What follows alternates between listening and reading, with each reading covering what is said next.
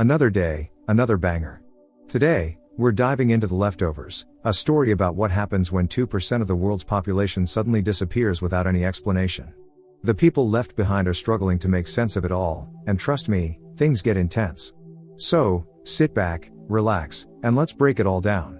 Enjoy the recap. The first episode of Leftovers begins with a young mother at a laundromat dealing with her crying baby, Sam. After putting him in the backseat of her car and finishing a phone call, she realizes Sam has vanished. Panic sets in when she notices a boy searching for his father, who has also disappeared. The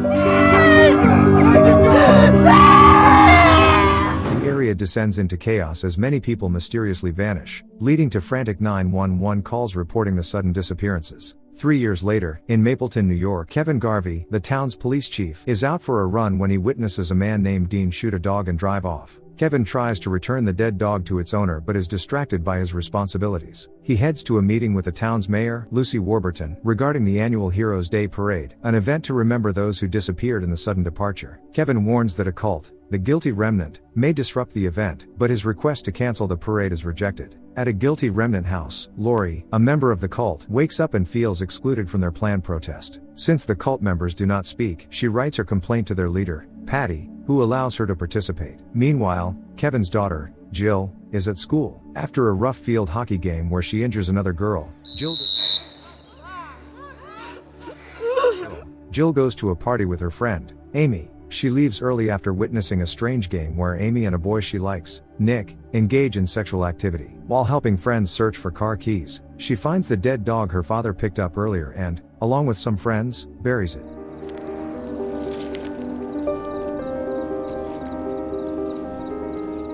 On the other side of the country, Kevin's son, Tom, drives Congressman Whit into a compound belonging to another cult. The congressman meets the cult leader, Holy Wayne, while Tom stays behind and connects with a cult member named Christine. Later, Wayne tells Tom that Christine is significant and must be protected from upcoming danger. In another subplot, Meg, who is about to get married, is being harassed by Guilty Remnant members, including Lori, though the reason is unclear. Meg is deeply disturbed and ends up slapping Lori in frustration. The next day, she decides to stay with the Guilty Remnant for a few days, seeking refuge. The episode culminates at the Heroes' Day Parade, where Norah Durst, a woman who lost her family in the sudden departure, speaks in honor of the victims. The Guilty Remnants arrive, protesting with signs that say, "Stop wasting your breath," which enrages the crowd, leading to violence.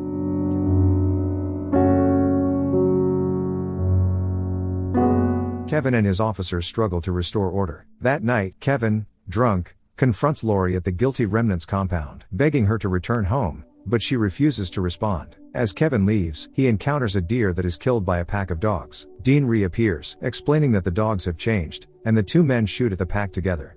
In episode 2, a government task force identifies Wayne Gilchrist as a national threat due to his connections with U.S. congressmen. A raid is conducted at Wayne's compound in Nevada by ADFEC agents, resulting in the death of his guards and many of his followers. Christine, one of Wayne's group members, tries to escape but is caught by an agent who threatens her with a gun, demanding Wayne's location. Tom intervenes, shooting the agent to save Christine, and they hide underground. The next day, Tom and Christine reach a kitchen where they find some of Wayne's dead followers. Wayne arrives and talks to Tom, acknowledging Tom's struggle after killing the agent. Wayne offers to hug Tom to remove the poison from his soul, but Tom refuses, leaving Wayne confused and hurt. Later that night, Wayne tells Tom that he must go into hiding and entrusts Christine to his care, emphasizing that she is everything. He gives Tom a new phone and warns him not to use their real identities. Later, Tom suffers a breakdown when their car dies.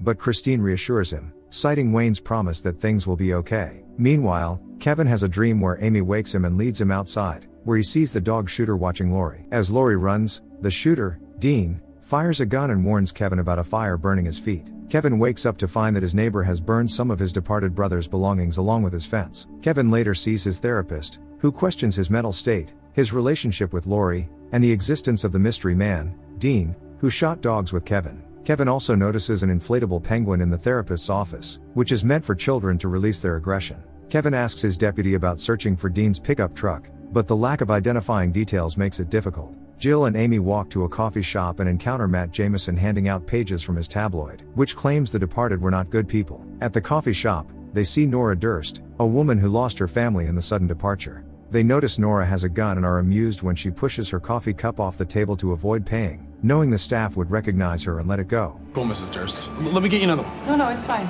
Jill and Amy skip school and follow Norah, taking a car with 2 friends to stake her out. At the guilty remnant pledge house, Lori brings new recruit Meg into a forest and asks her to chop down a tree with a dull axe. Meg becomes frustrated and returns to the pledge house, where she meets Kevin, who arrives in response to a missing person report filed by Meg's ex-fiancé. Meg assures Kevin she is with the guilty remnant by choice, but keeps his business card. Kevin also informs another recruit, Ron Jensen, that his family is looking for him. In episode 3 of The Leftovers season 1, the focus shifts to Reverend Matt Jameson, whose life is falling apart in the wake of the sudden departure. Despite not being a main character like the Garvey family, Matt's struggles make him one of the most compelling figures so far. The episode begins with Matt delivering a sermon to a nearly empty church. He shares a personal story about his childhood, where he, feeling overshadowed by his baby sister, prayed for attention but was diagnosed with cancer instead. He uses this as an example of a life lesson, saying that he was cured but profoundly changed by the experience. As he prays for a young girl named Emily who had a severe accident, a man bursts into the church and violently attacks Matt. The attacker stuffs a newsletter into Matt's mouth, accusing him of slandering a woman who had disappeared in the sudden departure by labeling her as a drug dealer. After the assault, Matt refuses to press charges and continues with his routine, which includes ignoring calls from the bank about missed payments on his church. He visits Emily, the girl he prayed for, only to find that she had already recovered without his help. This serves as a humbling reminder of his fading influence. Despite warnings from the police to stop publishing his controversial newsletter, Matt persists. He continues gathering dirt on those who disappeared, convinced that revealing their sins will help the community heal. His latest target is a man named Andrew, who squandered his children's college funds at a casino. Matt heads to the casino to gather evidence, using a manipulative tactic of exploiting a staff member's grief over the loss of his niece in the sudden departure. But someone has to expose these people for who they truly were and what they truly did. While working on his newsletter, the cult known as the Guilty Remnant appears outside his church, silently observing. Matt tries to ignore them, but his focus shifts when he learns that a wealthy buyer has made an offer on the church. Desperate, he visits his sister, Norah, who lost her entire family in the departure. He pleads with her for a loan to save the church, but she refuses unless he agrees to stop publishing his newsletter. Matt refuses to stop. In a desperate and cruel move, he reveals to Norah that her husband had been having an affair before he disappeared, something she was unaware of. This causes deep pain, but Matt is so consumed by his mission to expose the truth that he believes he's doing the right thing. The episode ends with Matt facing increasing opposition from all sides, yet he remains stubborn in his belief that revealing the sins of the departed will somehow bring justice and clarity to a confused, grieving world. The episode 4 opens at a factory. Workers are making baby dolls that are shipped to different locations. One of these baby dolls is sent to Mapleton for Christmas, where it is placed in the local nativity scene as baby Jesus. A few days later, the baby Jesus goes missing from the display. Kevin, the town's police chief, warns the guilty remnant, GR, group that they are not welcome at an upcoming Christmas dance. The dance is a fundraiser for a new library, and Kevin insists that people want to spend time with their families peacefully. The GR's leader responds coldly, saying, "There is no family," before leaving. Kevin orders his officers to arrest any GR members who show up at the dance, and he also suspects that his daughter Jill and her friend Amy might have been involved in the baby Jesus theft. Meanwhile, Kevin's son Tom is staying at a hostel with Christine, who is pregnant. Tom is frustrated because their spiritual leader, Wayne, hasn't contacted them through his burner phone. While at the hostel, a man tries to attack Christine,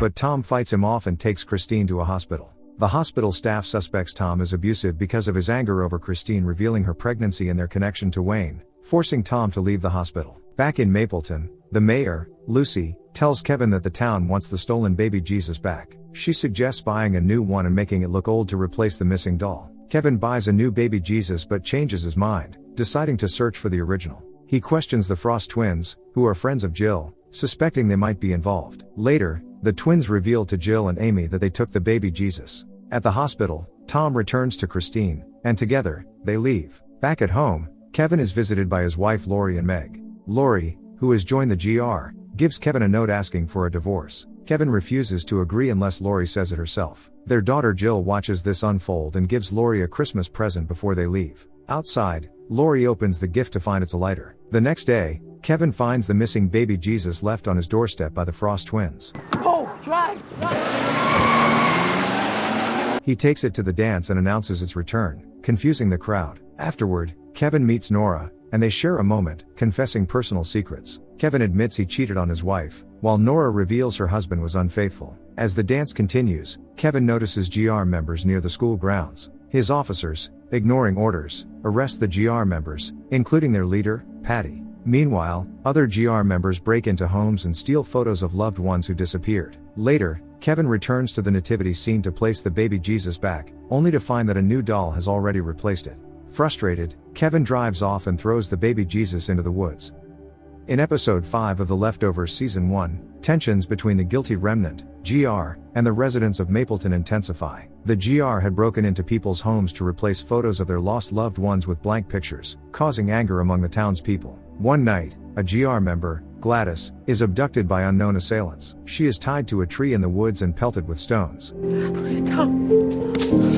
Despite breaking her vow of silence and pleading for mercy, the attackers continue until she dies. Her fellow GR members search for her but only find her lifeless body. The police, led by Kevin, show little sympathy for Gladys' death. Some officers even mock her murder, refusing to help with the investigation. Kevin feels isolated and decides to handle the case on his own. Meanwhile, Detective Vitello informs the Federal ATFEC agency, which steps in to investigate, further complicating the situation for Kevin. Lori, another GR member, experiences a panic attack and is taken to a hospital. Patty, a GR leader, takes her to a motel to recover. The next day, Patty speaks to Lori, breaking her own vow of silence, and encourages Lori to speak too, at least for the day. Kevin, on the advice of Lucy, the town's mayor, tries to impose a curfew in Mapleton to calm tensions. However, the town board rejects the idea, not wanting to disrupt the lives of the residents for the sake of the GR. Despite this, Kevin continues to visit the GR and suggests they carry whistles for protection, though his idea is largely dismissed by the group.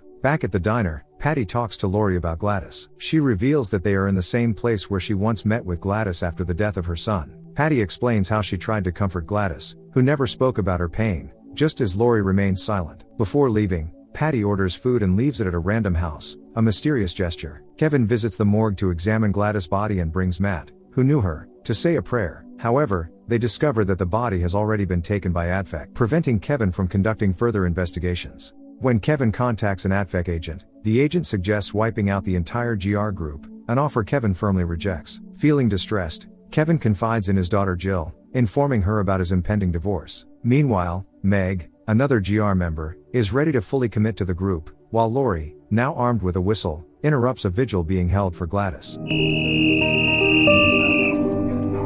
In the episode's final scene, at an ATFEC facility, agents are seen burning numerous bodies from a truck, one of them being Gladys' body, symbolizing a cold and emotionless end to her tragic death.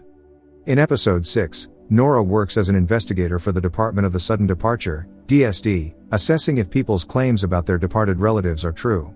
She still struggles with her own loss, as her entire family disappeared during the departure. After shopping for groceries, she discards unopened food, anticipating her family might return one day. That night, she hires an escort and asks to be shot while wearing a bulletproof vest. The escort reluctantly complies, shoots her, and quickly flees. Norah survives the experience. Norah files for divorce from her husband Doug, who disappeared during the departure, but she found out he had been unfaithful to her before that. At the courthouse, she briefly meets Kevin, who is also filing for divorce. Later, Norah attends a departure-related conference in New York City. When she arrives at her hotel, she finds her conference ID has already been claimed by someone else. Norah takes a guest badge and tries to track down the imposter. A man named Marcus invites her to a party, where she drinks heavily and kisses a replica of a departed person, as Marcus makes these replicas for a living. After causing trouble at the hotel, Norah is kicked out but sneaks back in using a fake ID badge. She finally confronts the woman impersonating her, who accuses the DSD of hiding the truth about the departure. Later, Norah meets a man named Patrick, who claims he has moved on from losing his family. Norah questions him, believing true healing is impossible. Before leaving New York, she meets Wayne, who helps ease her pain with a comforting hug. Back in Mapleton, Kevin asks Norah on a date, which she accepts. In episode 7, the central focus is on Kevin Garvey, who is grappling with a range of issues that include disturbing dreams, blackouts, and a growing sense of disorientation. At the start of the episode, his daughter, Jill, pushes the limits by locking herself inside an abandoned refrigerator in the woods as a risky challenge. After setting a new record for how long she can stay inside, the door handle snaps, trapping her. While her friends panic and try to call for help, Jill's grandfather unexpectedly shows up and rescues her, telling her not to mention their encounter to her father before he disappears back into the woods. The search for Kevin's father, Kevin Sr., takes center stage as Kevin deals with various personal struggles, including his relationship with Norah. Although they've been dating, Kevin and Norah have yet to fully connect, possibly because of the tension created by the constant presence of the guilty remnant outside Norah's house. This cult includes Kevin's ex-wife, adding another layer of complexity to his life. In the midst of this, Kevin experiences another blackout, which leaves him confused when Amy, a frequent visitor to his home, tells him he brought home a dog that bit him. Kevin doesn't remember the incident but tries to act like he does, further highlighting his growing detachment from reality. Meanwhile, Kevin is determined to find his father. Kevin Sr., who had previously been in a psychiatric hospital, causes a scene at a local library before showing up at Kevin's home. Jill secretly contacts her father, who arrives and arrests Kevin Sr. However, during a protest by the guilty remnant, Kevin Sr. escapes. Kevin loses track of him in the chaos but later finds a buried note and jar of money, connecting them to Reverend Matt Jameson, leading Kevin to arrange a meeting with his father at a diner. At the diner, Kevin listens to his father's ramblings, which include a bizarre insistence that Kevin Jr. has been chosen for something important. Kevin Sr. hands his son a May 1972 issue of National Geographic, claiming it holds the key to understanding what is happening. Kevin Jr., frustrated and confused, reacts angrily and has his father arrested. Before being taken away, Kevin Sr. rips up the magazine, leaving Kevin puzzled. Later, Kevin finds the same issue of National Geographic at home, which his daughter had ordered after finding a note left by her grandfather. In a parallel storyline, Tom and Christine are still on the run. Christine is nearing the end of her pregnancy, and Tom's patience with their situation is running thin. Christine, however, remains confident that Wayne, the leader of the cult they follow, will help them. Wayne eventually contacts Tom with confusing instructions to leave a bundle of money under a mailbox. Tom follows the instructions and then decides to tail the person who picks up the money. This leads him to a seedy motel, where he breaks into the room of the man who took the money. To Tom's shock, he finds another pregnant woman who, like Christine, believes her baby is special and was fathered by Wayne. The woman reacts violently when Tom tells her about Christine, grabbing a gun and shooting at Tom. Tom is injured but manages to escape. When he returns to Christine, she has already given birth to a baby girl. Disillusioned, Tom destroys the phone Wayne gave him, signaling that he has lost faith in the cult leader. The episode ends on a cliffhanger, leaving viewers to question whether Wayne is a genuine healer or just a manipulative cult leader. His influence on multiple women, all believing their children are significant, adds to the mystery. Meanwhile, Kevin Jr. is left to piece together the importance of the National Geographic issue, as his father insists that it holds the answers to their fate.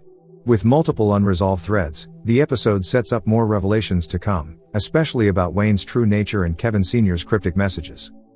In episode 8 of The Leftovers Season 1, Kevin, the police chief of Mapleton, wakes up in the middle of the woods, confused and with no memory of how he got there. He finds himself with Dean, a mysterious man who refers to himself as a guardian angel. Together, they find Patty, the leader of the guilty remnant, tied up and unconscious in a cabin. Dean reveals that Kevin, in a blackout state the night before, kidnapped Patty and brought her there. Dean, claiming to be Kevin's friend, soon abandons him, leaving Kevin to deal with the situation alone. At the guilty remnant's headquarters, Patty had been carefully laying out clothes and preparing for something bigger. She asks Lori, another member of the group, if she's ready. Patty seems to have a death wish, and in the cabin, she tries to provoke Kevin into killing her. She speaks about how Kevin's wife left him not for his infidelity but because the guilty remnant offered her purpose, something Kevin couldn't provide. Patty explains that everyone craves a reason to exist, something to live or die for. When Kevin questions if their fellow member Gladys died for a purpose, Patty hints she orchestrated her death, claiming it made Gladys unforgettable. Kevin realizes that Patty wants him to kill her, but he refuses to fall into her trap. Instead, he unties her, hoping to defuse the situation. However, Patty remains determined to die, so she grabs a shard of glass and slits her own throat, dying in Kevin's arms. Meanwhile, in a cold, calculated move, the guilty remnant continues its plan. They ordered bodies called loved ones to replicate the departed, dressing them in clothes that match stolen family photos from the townspeople's homes. It's unclear what the group is planning, but something significant seems to be in store for Memorial Day, possibly related to the bodies and the group's eerie mission to act as living reminders of those who disappeared. In a parallel storyline, Kevin's daughter, Jill, has been struggling with her own emotional turmoil throughout the season. She spends much of her time engaging in reckless behavior with her friends. This episode focuses on Jill's growing suspicion of Norah, her father's new romantic interest. During a dinner, Jill questions Norah about carrying a gun, but Norah claims she no longer needs it.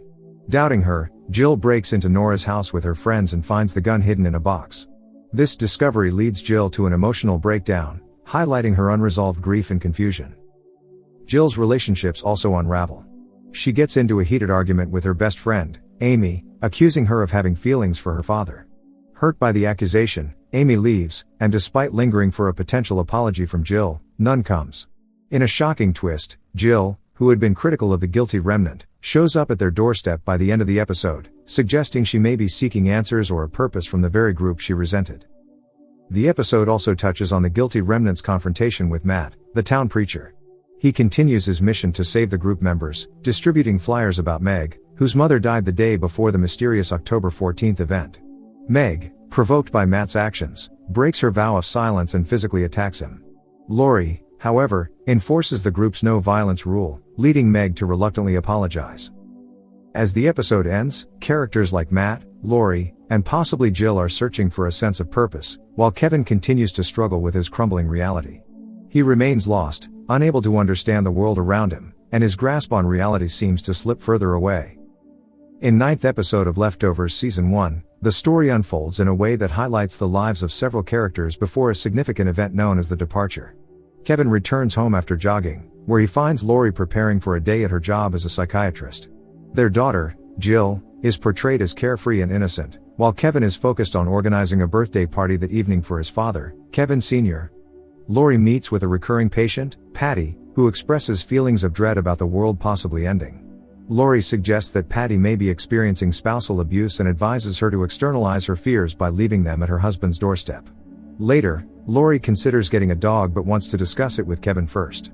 Meanwhile, Norah is preparing for a job interview for a campaign position with a city councilwoman, Lucy. Their discussion is interrupted by Kevin Sr., who invites Lucy to the birthday party, aware of Kevin's plans. As the day progresses, Kevin responds to an incident where a deer is attacking at an elementary school. His father wants the deer killed, but Kevin believes there may be a better way to handle it. He is given the opportunity to calm the deer and guide it back into the woods. Later, Kevin is called to handle a situation involving Tom, who has been arrested for confronting his biological father, Michael. After releasing Tom, Kevin gets into a physical altercation with Michael, which he later discusses with Jill. The evening of the birthday party arrives, where friends and police colleagues gather. Kevin gives a toast, and during the celebration, his father tells him he lacks purpose in life. That night, Kevin shares with Laurie that he is interested in adopting a dog. The next day, while jogging, Kevin witnesses a manhole cover explode, which adds to his feelings of unease. When he discusses it with Laurie, she dismisses his concerns and confronts him about smoking. He is later called to handle the deer again and, after a tragic encounter with a car, is forced to euthanize the injured animal. Following this, Kevin has a brief affair with the woman involved in the accident. As the episode culminates, the moment of the departure approaches. Norah's phone call from Lucy is interrupted, leading to chaos in her family. Jill and Tom experience a disappearance during a school event, and Kevin's affair abruptly ends when the woman vanishes. Laurie discovers that her ultrasound no longer shows her child, indicating a tragic turn of events. In the 10th episode of Leftovers Season 1, Tom and Christine are on the run with Christine's baby. They pull over at a rest stop so Christine can feed the baby, but after expressing her disappointment in the broken promises around them, she leaves to use the restroom. When Tom checks on her a few minutes later, he finds the baby alone in the restroom, with Christine missing. Meanwhile, it is Memorial Day, and the guilty remnant, GR, is planning a provocative demonstration featuring lifelike replicas of people who have disappeared. Although Laurie, a member of the GR, is concerned about Jill's safety during the protest, Jill insists on participating. As the event unfolds, Norah wakes up to see replicas of her husband and children, which overwhelms her with sadness. Following the suicide of Patty, Kevin reaches out to Matt for assistance. Despite the risk of implicating himself, Matt agrees to help, knowing that Patty's choice to end her life was her own. After a burial, Kevin returns to Mapleton and experiences a vivid dream involving his father and Patty at a mental institution. Later, while stopping at a diner, Kevin confesses to feeling disconnected from his family, even though they are still alive. In the restroom, he unexpectedly encounters Holy Wayne, who is gravely injured. Wayne accepts his fate and offers to grant Kevin a wish. Kevin silently wishes for something, and Wayne assures him that it will be done before passing away from his injuries. Soon after, ATF agents raid the diner looking for Wayne, but Matt supports Kevin's innocence, allowing them to leave. As they make their way back to Mapleton, they witness the town descending into chaos. Civilians are attacking GR members and setting their properties ablaze. Kevin intervenes to save Laurie from an assailant and rescues an unconscious Jill from a burning house. The following day, Tom arrives back in Mapleton and reunites with Laurie. Norah decides to leave town and writes a letter to Kevin. When she arrives at the Garvey house to deliver it, she discovers Christine's baby on the doorstep. As Norah cradles the baby, Kevin and Jill return home. And that's it for the leftovers. What would you do if 2% of the world just vanished like that? Drop part 2 in the comments if you want to see a recap of season 2. Also, if you enjoyed this video, check out some of my other recaps. They're packed with twists and surprises you won't want to miss. Don't forget to like, subscribe, and hit the bell so you never miss a new video. Thanks for watching, and I'll see you in the next one.